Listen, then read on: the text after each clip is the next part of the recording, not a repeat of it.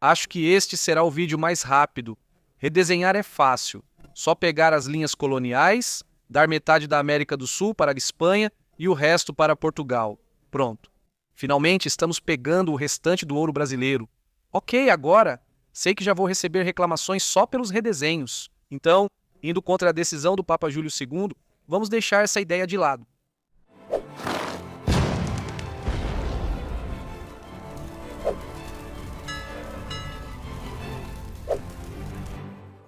As fronteiras sul-americanas não são muito problemáticas. Houveram algumas disputas. Talvez a Guerra do Pacífico seja a mais conhecida, que resultou na Bolívia perdendo seu acesso ao mar, entre alguns outros ajustes. Quando comparo com Europa, Ásia ou África, acho que são menos disputadas, mas tenho certeza que vocês vão discordar nos comentários. Então vamos tentar consertar as fronteiras da América do Sul. Isso é apenas por diversão. Não leve tão a sério e, por favor, não me envie e-mails me ameaçando para eu apagar o vídeo. Primeiro, acho que devemos começar pela Bolívia, usando como exemplo a Guerra do Pacífico e corrigindo o que considero uma injustiça. A Bolívia não ter acesso ao mar. Agora, essa situação tem sido contestada por eles há muito tempo, mas os tribunais internacionais não consideram adequado restaurar o acesso ao mar por meio da reanexação desse território. Mas olha, eu não sou um tribunal internacional, então vamos fazer isso. Vamos pegar um pedacinho da costa do Chile para permitir que a Bolívia também tenha acesso ao Oceano Pacífico. Poxa, Chile, você tem uma costa gigantesca. Por enquanto, isso não vai fazer tanta diferença assim. Quando se trata do próprio Chile, eu talvez adicionaria toda a costa no sul, simplesmente anexando aquele pedacinho que pertence à Argentina, talvez compensando a perda de costa no norte com um ganho de costa no sul. E o Chile também perderia mais um pedaço de terra em relação à Argentina, cedendo algumas terras ao povo indígena Mapuche, que desde 1997 vem lutando com as autoridades argentinas e chilenas pela posse dessas terras. Os Mapuche vivem nessa região do Chile e da Argentina há séculos, e em alguns momentos reivindicaram soberania total. Ele já tem sua própria cultura, história e até uma bandeira. Mas isso levanta uma pequena questão que é: quanto do território histórico ou reivindicado por eles nós devemos conceder? As terras ancestrais dos Mapuche abrangem a Argentina, mas a maioria vive hoje no Chile. Na região da Araucânia, na verdade, o censo chileno oficial de 2002 constatou que 600 mil chilenos se identificam como Mapuches, e 35 deles acham que o maior problema que o governo deve resolver está relacionado às suas propriedades ancestrais. Podemos decidir conceder apenas a Araucânia aos Mapuche, mas aí cortamos o Chile ao meio. Talvez uma solução aqui seria transformar isso em algum tipo de região autônoma dentro do Chile. Outra solução está ligada à região sul do Chile e da Argentina também, um autoproclamado estado independente chamado Reino de Araucânia e Patagônia, que só existiu por alguns anos em 1860, sob o suposto governo de um explorador francês. Claro que isso não durou, mas, curiosamente, existe um herdeiro direto ao trono que ainda reivindica o governo sobre o reino inventado, um francês chamado Frédéric Luz. Além disso, no jogo Hearts of Iron 4 da Paradox, você pode, pela árvore de foco do Chile, restaurar esse reino de Araucânia e Patagônia. Uma opção aqui seria conceder independência a toda a Patagônia também, junto com as terras do sul do Chile, mas não acho que exista um movimento sério pela independência, então eu não faria isso aqui. E o restante da Argentina? Primeiramente, com desculpas, eu removeria essa pequena faixa de terra e a entregaria ao Paraguai. Não gosto de faixas estreitas. Acho que elas deixam os mapas estranhos e impedem fronteiras mais limpas. E desenhar ou redesenhar fronteiras com base em como elas ficam no mapa, em vez de levar em conta a realidade local, nunca deu errado na história. Então não há problema em fazermos isso aqui. E então, nesse caso, o Paraguai ficaria um pouco maior.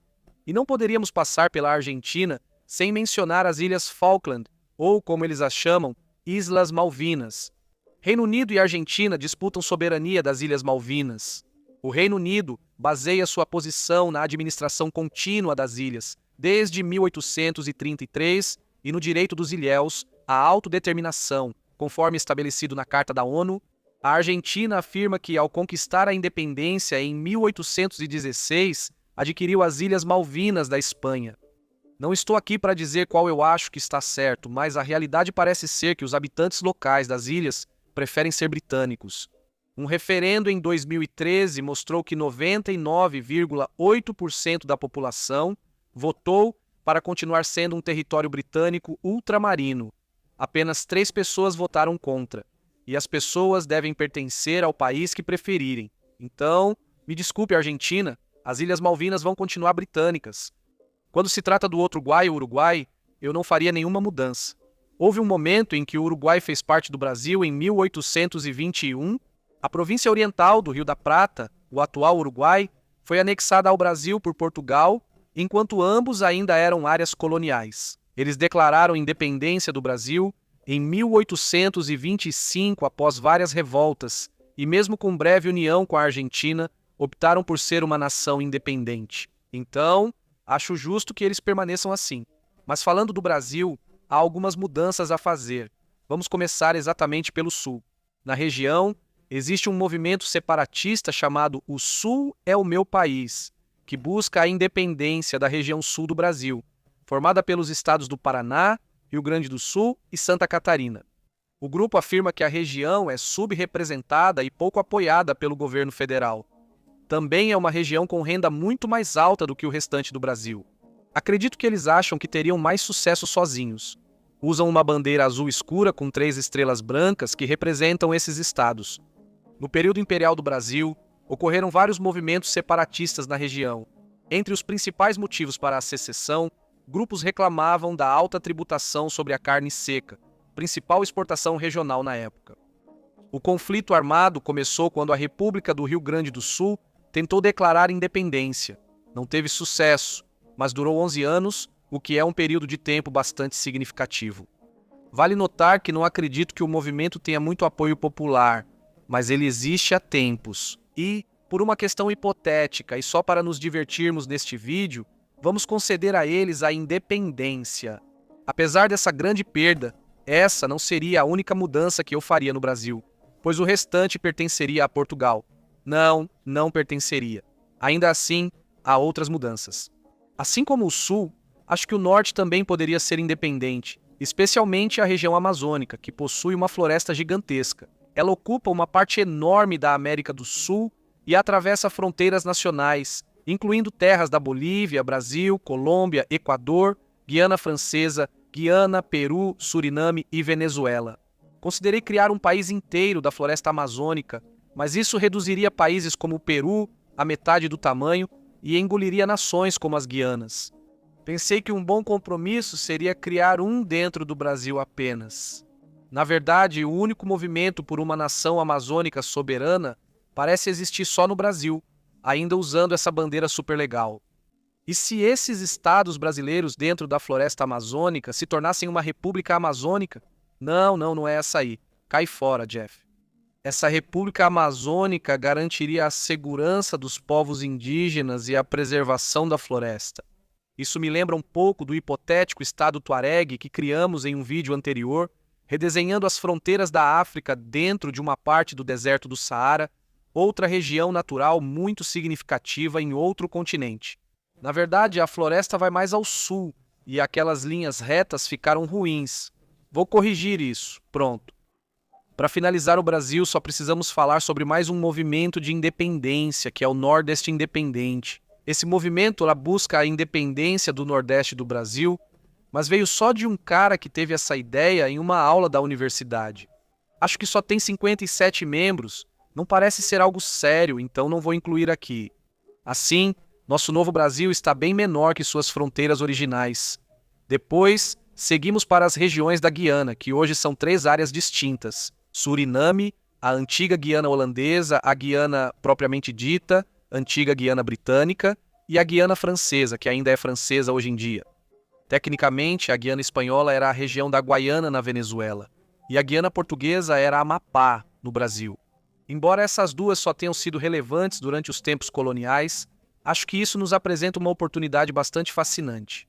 E se todas essas 5 Guianas históricas conquistassem soberania por conta própria e decidissem se unir como um estado guianense unificado, de certa forma, a nova República Amazônica perderia um pouco de terra, mas já está ganhando muito. Então, também seria irônico que a Venezuela, que reivindica quase metade da Guiana como sua, acabasse sendo quem perderia a própria região da Guaiana. A Venezuela está bem caótica agora, então talvez concentrar o governo em um território menor seria benéfico. Esse novo país misturaria muitas culturas, muitos idiomas e diferentes heranças: indígena, portuguesa, holandesa, francesa, britânica, espanhola, venezuelana e brasileira.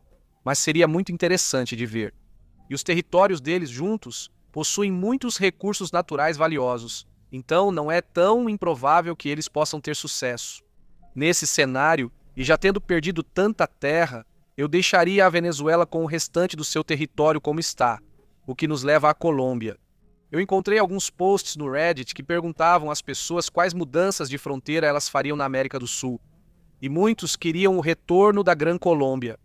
A Gran Colômbia existiu de 1819 a 1831. Foi um estado que incluía grande parte do norte da América do Sul, como Colômbia, Equador, Panamá, Venezuela, partes do norte do Peru e algumas áreas do Brasil.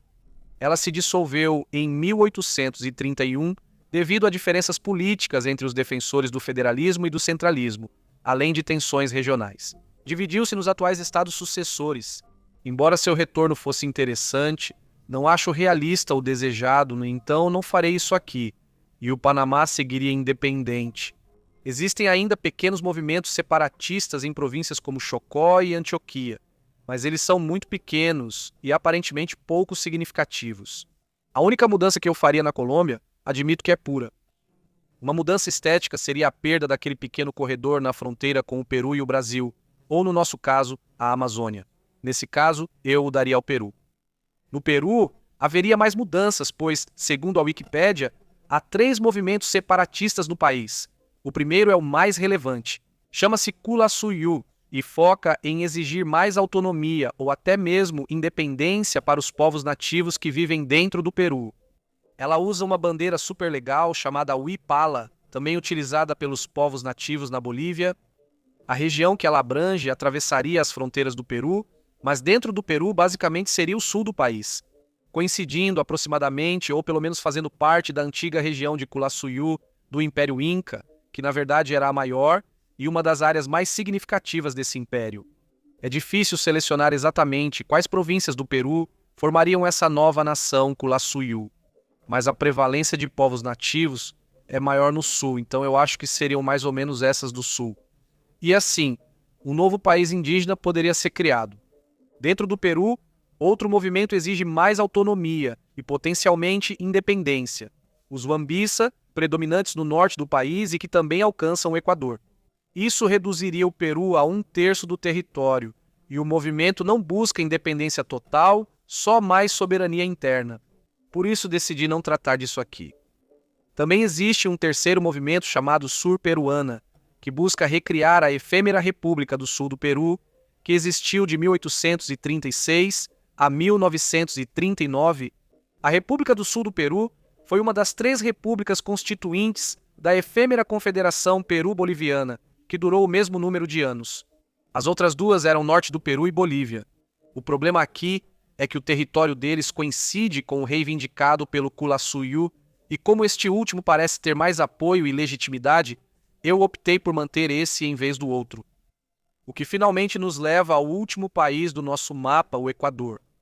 Apesar de pequeno, o Equador também possui um pequeno movimento pela independência de Guayaquil, sua cidade mais populosa. Parece ser mais uma discussão do que um movimento real. Provavelmente a cidade ficou chateada com o governo central por algum motivo, e eles querem fazer um pouco de birra para provar o quanto são importantes, fingindo que vão exigir independência. Não acredito que seja um movimento sério, mas se eu estiver errado, avisem nos comentários. A única outra coisa que chama minha atenção ao olhar para eles é o arquipélago de Galápagos, mas ele sempre pertenceu ao povo do Equador. Acho que os nativos salascas migraram do continente e foram os primeiros a se estabelecer nas ilhas. Então nenhuma mudança faria sentido aqui também, a menos que dessemos para Portugal, talvez. Estou brincando. É assim que eu corrigiria as fronteiras da América do Sul. Devolver a costa à Bolívia e dividir o Chile ao meio para que os povos nativos pudessem ter seu próprio estado. Tirando alguns territórios da Argentina, aumentando o território do Paraguai, mantendo a independência do Uruguai e dando a eles um novo vizinho soberano, com um sul do Brasil independente, criando uma nova república amazônica livre na floresta, unindo as 3 Guianas com a adição de 2 territórios coloniais extras e, consequentemente, cortando o território da Venezuela para metade do que é hoje, mantendo Panamá, Equador e Colômbia do mesmo jeito, exceto por esse pequeno ajuste, e tirando os territórios do sul do Peru para criar outro estado nativo soberano. O que você acha dessas mudanças? Você concorda com alguma delas? E sobre aquelas com as quais você não concorda, me diga nos comentários o motivo. Novamente, isso é só por diversão, não é para ser levado a sério. Isso nos faz refletir sobre as fronteiras atuais e suas possíveis mudanças futuras. Obrigado aos apoiadores por viabilizarem mais um vídeo. Obrigado por assistirem, inscrevam-se para ver os próximos vídeos. Nos vemos na próxima para mais conhecimento geral.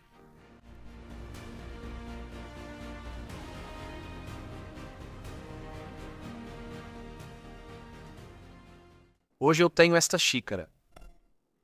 Acho que já mostrei antes, não sei. Perco a conta, são tantas. E eu estou de pé, estou tentando. Conseguimos uma mesa para trabalhar em pé, ou mesas para trabalhar em pé. E eu acho que funciona. Acho que estou alto demais, mas não tenho certeza. Enfim, estou testando.